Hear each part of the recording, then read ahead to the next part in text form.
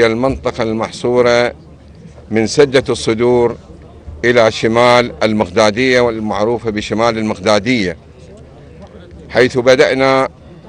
بعملية عسكرية في يوم الجمعة 23/1/2015 الساعة 700، وانتهت العملية هذا اليوم 25/1/2015 الساعة 1700. واستطعنا والحمد لله بعد معركة قاسية مع الإرهاب استمرت 3 أيام من دحر الإرهاب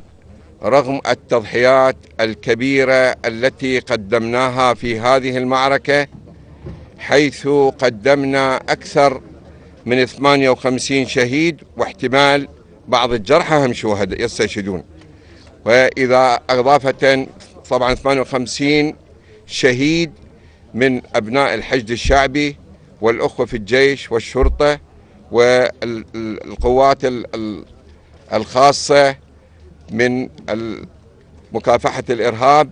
حيث بلغ عدد الشهداء كما قلت لكم 58 شهيد، 29 من الحشد الشعبي و29 من الجيش والشرطة والقوات الأمنية الأخرى التي ساهمت في هذه العملية، وأكثر من 247 جريح، حتى يعرف الجميع قساوة هذه المعركة. وهذه المعركة استطعنا والحمد لله من حشد نار قوية كثيرة وكثيفة استطعنا دحر العدو فيها وتطهير هذه المنطقة المعقدة والواسعة والممتدة من جبال حمرين سدة الصدور إلى شمال المغدادية، ومن الشارع المؤدي بين المغدادية باتجاه مقر الفيلق الثاني السابق المقر لواء العشرين حالي، بالإضافة إلى منطقة شيروين إلى بزايد شيروين وباتجاه جسر الدواليب. وتم تطهير هذه المنطقة بشكل كامل من تطهير كافة القرى من الدواعش هذا اليوم، وسنتابع من هرب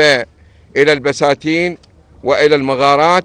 حتى يتم تطهير داعش من هذه المنطقة التي كانت تعتبر من أكثر قلاع الإرهاب تحصنا وحصانة، وكان يعتقد أنه لا يستطيع أحد من دحره في هذه المنطقة، ولكن بهمة الرجال الشجعان من أبناء الحشد الشعبي من الجيش، قيادة عمليات دجلة، الفرقة الخامسة، اللواء الرابع من الفرقة الأولى، بالإضافة إلى الأخوة في شرطة محافظة ديالى والشرطة الاتحادية فوج العمليات الخاصة من محافظة ديالى، وإلى وقيادة القوة الجوية وطيران الجيش وكل من ساهم معنا في هذه العملية. نقدم الشكر والتقدير والامتنان إلى قيادة عمليات دجلة وهيئة ركنة الذين ساهموا مساهمة كبيرة في متابعة العملية. أقدم شكري وتقديري إلى الضباط الشجعان، إلى قائد الفرقة الخامسة والأخوة الضباط الشجعان الذين كانوا يتسابقون في أداء الواجب. أقدم الشكر والتقدير إلى قيادة شرطة محافظة ديالى وإلى الدور الذي لعبوه في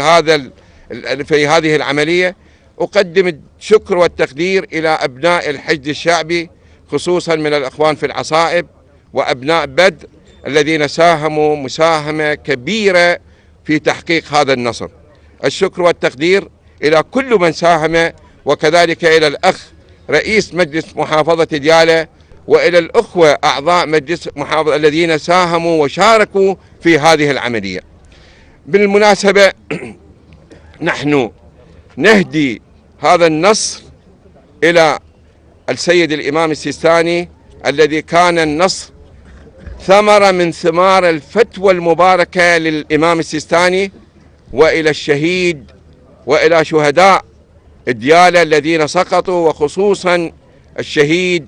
السعيد الذي كان مكانه خالي في هذه العمليات، الشهيد اللواء الركن عباس والشهيد أبو شرار والشهيد أبو حسن وكل من ساهم سابقا في خلق هذا النصر. أقدم التعازي لعوائل الشهداء جميعا وأخص بالذكر الشهيد العزيز آمر الفوج، الشهيد أبو زهراء العلياوي، والشهيد فادي، والشهيد عامر من الأخوان في الجيش المقدم الرائد عامر. ونتمنى من الله سبحانه وتعالى أن يمن على عوائلهم بالصبر والسلوان، وعلى الجرحى بالشفاء العاجل من أجل العودة إلى أرض المعركة مرة أخرى. أيها الأخوة الأحبة، سنواصل هذه العملية في تطهير كافة المنطقة من الذين هربوا إلى البساتين إلى المغارات حتى تحقيق كامل النصر بعون الله وإن شاء الله بإذن الله. المناطق واسعة، واليوم اللي تطهيرها تم تطهير كل القرى، منطقة الصدور، مدينة الألعاب، منطقة نوفل، الخمسة سور، العالي، ومنطقة أبو دهن، بالإضافة إلى منطقة التايهة والخيلانية والشاقراق ومنطقة الشيروين وبزاي الشيروين، بالإضافة إلى منطقة إزحام واليساود ومنطقة شمرخي، هاي ذبحتني 100 مرة نحفظها، وكذلك منطقة حنبس اللي هي كتلتنا كتلونا أهل ديالة. يابا صار لنا 3 أيام نقدم يقول حنبس حررتوها لو بعد. تم تحريرها، وفعلا كانت في حنبس قاعدة قوية للإرهاب ومقر رئيسي من مقرات الإرهاب في هذه المنطقة. اليوم نعلن لأبناء الشعب العراقي هذا النص، وكما وعدناكم بعد عملية الضلوعية سيكون لقاءنا في المغدادية. اليوم نعلن لأبناء الشعب العراقي سيكون لقاءنا إن شاء الله في صلاح الدين بعد تحرير تكريت والدور والعلم، وكذلك إن شاء الله في نفس العملية يتم تحرير كركوك، وهذا إن شاء الله قريب بوقت قريب بحوله وبقوته وبعونه. ما دام لدينا هؤلاء الشجعان من أبناء الحشد الشعبي، ما دام لدينا هؤلاء الضباط الشجعان في عملية في الفرقة الخامسة وعمليات دجلة، اطمئنوا، لا شيء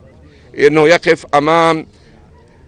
إرادة المجاهدين وإرادة أبناء الشعب وإرادة الجيش البطل في هذه العمليات. على كل حال، أنا أطلب من أخواني في الأجهزة الأمنية الإسراع في تطهير المنطقة من العبوات الكثيرة المنتشرة، وفي كل منطقة نعتقد احنا مطهرة نجد عبوات ونقدم شهداء، وكذلك كثير من البيوت مفككة. أملي الإسراع في تطهير المنطقة من العبوات، تطهير البيوت، تطهير البساتين من بعض الزمر الإرهابية التي ولت هاربة إليها، تطهير كامل من أجل الإسراع في عودة الناس إليها. وأوصي الجميع، الأجهزة الأمنية، الشرطة، أبناء الحشد الشعبي، وأؤكد على أبناء الحشد الشعبي لأن المرجعية الدينية تصر على ضرورة مراعاة حقوق الناس وأموال الناس وعدم المساس بها. هذا اليوم قبل ما أجي أقرأ هذا البيان كانت هناك رسالة بلغني أحد الأخوة من السيد الإمام السيستاني يشكر لكم هذه الجهود، سواء كان إلى الحشد الشعبي، إلى الجيش، إلى الشرطة، إلى كل من ساهم في هذه المعركة، ويهنيكم بهذا النصر الكبير الذي تحقق، ويطلب من الجميع الحرص الشديد على أموال الناس، قضية شرعية وأخلاقية، وأملي من الأخوان والأحبة المحافظة على أموال الناس، وهذا واجب شرعي وأخلاقي. إن شاء الله نلتقي بكم في موعد آخر وفي معركة أخرى وفي أرض أخرى، وإن شاء الله كما قلت لكم في منطقة صلاح الدين. الشيء الأخير، أطلب من الأخوة الإعلاميين والإعلام الذي لا زال يدافع عن داعش، وبعض السياسيين الذين لا زال يزعجهم هزيمة داعش، أطلب احترام عوائل الشهداء.